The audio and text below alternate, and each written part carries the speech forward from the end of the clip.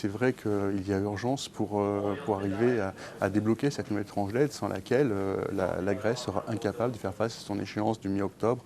Elle doit rembourser une ligne obligataire d'un peu plus de près de 5,5 milliards d'euros et elle n'a pas les liquidités disponibles pour le faire sans avoir cette tranche d'aide qui lui est versée.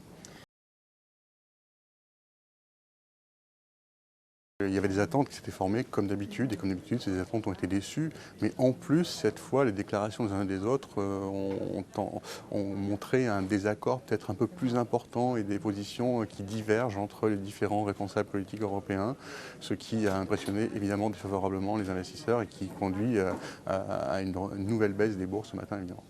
Est-ce que c'est une bonne solution? Peut-être. Il y a quand même un risque de contagion, même si on affirme que le cas est isolé. Comment dire, si on efface 40-50% de la dette grecque, aller dire aux Portugais, aux Espagnols, aux Italiens qu'eux, il faut quand même continuer à faire des efforts parce qu'on ne va pas effacer une partie de leur dette, ça va être politiquement difficile. Donc c'est vrai que sur le papier, c'est une solution très séduisante. Je ne suis pas sûr qu'elle soit aussi simple à mettre en place que ce que le disent ces promoteurs.